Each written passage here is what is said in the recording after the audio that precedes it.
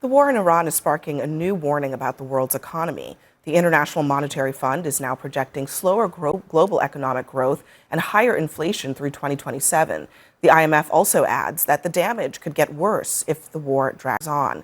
The skyrocketing costs of oil has caused gas prices to surge since the conflict began, but Republicans are encouraging struggling Americans to just keep sacrificing.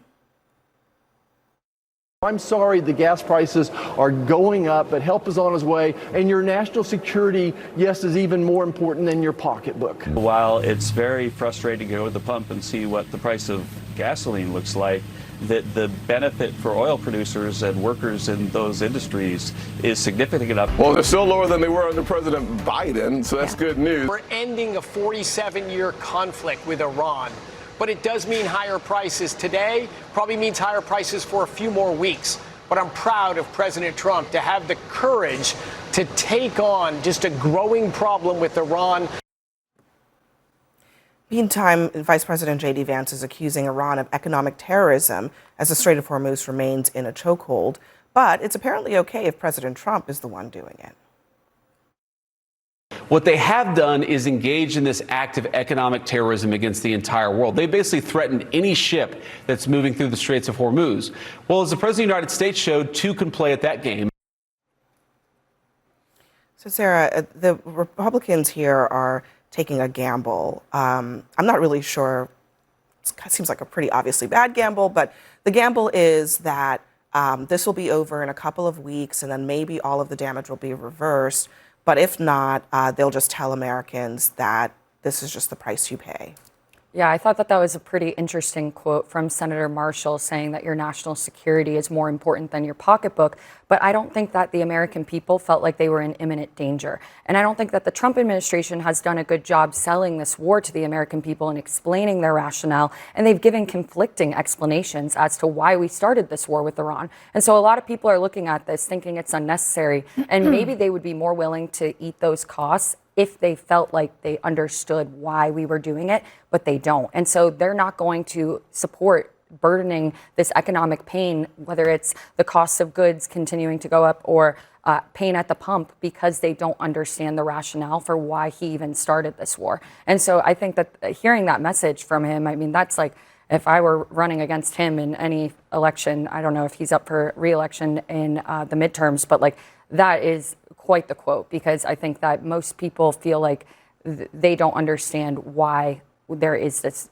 reason for starting this war. Well, and it's not, it's not just pain at the pump, because pain at the pump doesn't just stay there, right? And I think that when sometimes we talk about pain at the pump in a place like New York, it's very different than if you're talking about it in Idaho, where there are no subways, where there is no public transportation, and where the distances are ginormous. I was in Central America, in Costa Rica last week, and I was amongst people who are farmers. It's the cost of food, because it's not just oil, it's also fertilizer, it's urea, which is used all over the world. So the cost to put food on our table, even if the Strait of Hormuz opens tomorrow, those people that are having to buy those higher cost fertilizers, that means higher cost sugar, higher cost beans, higher cost corn, higher cost peanuts, higher cost food. And that is not going away in 2 weeks. So Ken Griffin, the CEO of Citadel, he offered a pretty stark warning, not just about what the United States might suffer, but what the rest of the globe might suffer if this goes on much longer. What is at stake for the global economy if safe passage through the strait is not guaranteed, and if it remains shut down for all intents and purposes? I mean, let's assume it's shut down for the next 6 to 12 months. The world's going to end up in a recession. There's no way to avoid that. We were talking about a couple blocks ago, how long is it really going to take to get to a deal? Trump is saying, 2 days, a week. It's probably not going to be 2 days or a week. And if it's 2 weeks, 4 weeks, 6 months, that's the problem he's talking about. Well, and the difference between something that gets the Strait of Hormuz open, which is what will alleviate that global pressure, versus that grand bargain, which is going to require more fine-tuned negotiations. I'll be very honest. When this war kicked off, I was incredibly nervous. I was not a war booster. I was not somebody who was chomping at the bit to go to war with Iran, simply because I thought that the costs outweighed the potential benefits. 6 weeks in, I do not feel this way. I look back and think, you're absolutely right, Sarah. When it comes to the messaging, yes, this has not been messaged well.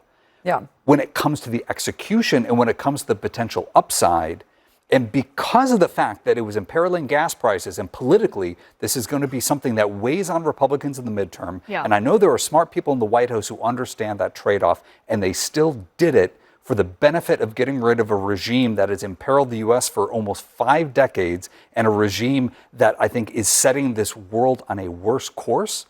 That is an act of incredible We are political not getting rid of that regime. That regime is there. I mean, it's different leaders and different names. Altering that course. We're in the midst of things right now, right? No, The Strait of Hormuz, we're seeing traffic start to trickle out. This is the middle stage. Respectfully, Iranians are coming back to Islamabad likely within 48 hours. I hear you. Have some hope, Bakari. I'm very hopeful. And we are negotiating with the regime. I am hopeful. I am faithful and all of those things. However, I just feel like those talking points are like BS. And the reason being is because there are Americans that are hurting.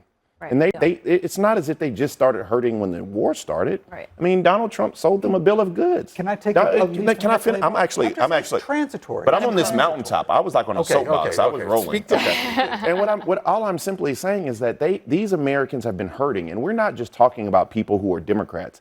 We're talking about the white farmers that are in Iowa that you so eloquently articulated the fact that fertilizer prices through the roof.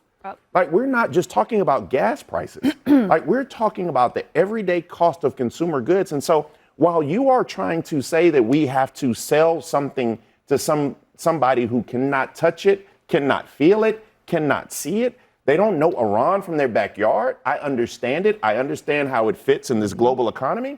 There are people who are really struggling right now and trying to understand why the person they elected is not doing what they said. And Bakari, they're going to continue to struggle because that farmer has to buy the urea and the fertilizer today to use next year. That the person who is shipping goods from Europe has to pay the gas price and the diesel price today. And Trump said he would bring down costs on day one, and that is not happening with this war the longer it goes on. Have to put boots on the ground to execute, then they'll really feel it. All right, next for us, the right puts Michelle